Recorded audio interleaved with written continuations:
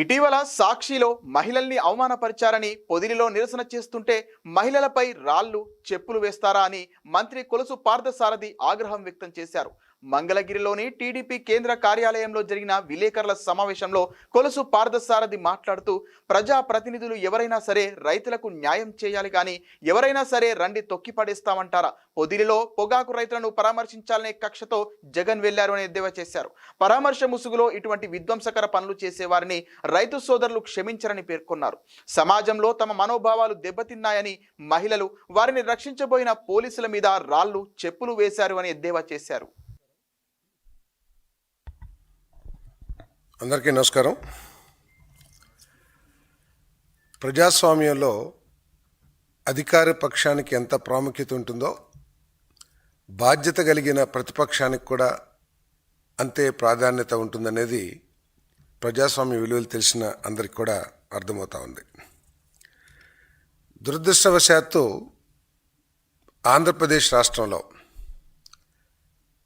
ఉన్న ప్రతిపక్షం బాధ్యతారహితంగా ప్రవర్తిస్తూ నేర రాజకీయాల్ని ప్రోత్సహించే విధంగా ర్యాలీలు, ఆ ర్యాలీల్లో రెచ్చగొట్టే విధంగా పదజాలాన్ని వాడతాం, శాంతి భద్రతలకు విఘాతం కలిగించే రీతిలో రాజకీయాలు చేయటం చాలా తప్పు. ప్రతి ఒక్కరు కూడా ఖండించాల్సిన అవసరం ఉందని చెప్పేసి మనం చేస్తాను. గౌరవ ముఖ్యమంత్రి శ్రీ చంద్రబాబు నాయుడు గారి నాయకత్వంలోని కూటమి ప్రభుత్వం, ప్రజాస్వామ్య విలువల్ని గౌరవించే ఈ ప్రభుత్వం వైఎస్ఆర్ కాంగ్రెస్ పార్టీ అధికారంలో ఉన్నప్పుడు ప్రతిపక్ష నాయకులకి కలిగించిన ఆటంకాలు ఏదైతే ఉన్నాయో అటువంటి ఆటంకాలు సృష్టించదు ఈ ప్రభుత్వం. ఎందుకంటే ప్రజాస్వామ్యాన్ని గౌరవిస్తుంది కాబట్టి.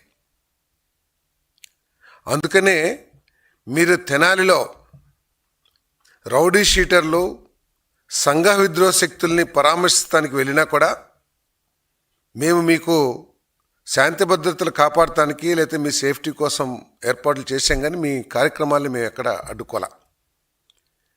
కానీ పొదిల్లో మీరు ఏదైతే రైతుల్ని పరామర్శ చేయటానికి అని చెప్పేసి ఒక కార్యక్రమం పెట్టారో ఈ రాష్ట్ర ప్రజలందరూ కూడా ఆలోచించాలి.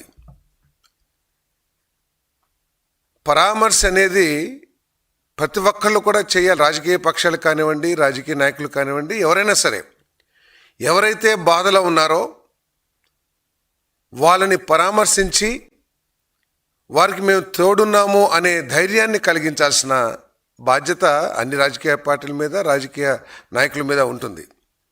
కానీ మీరు పొదిల్లో చేసిన కార్యక్రమం ఏంటో ఒకసారి ఆలోచించామని చెప్పేసి మనం చేస్తాను. మీరు 40,000 మందిని రాజు వెడలే రభసకు అన్న విధంగా తీసుకుని వెళ్ళి అసలు సమస్యని పక్కదో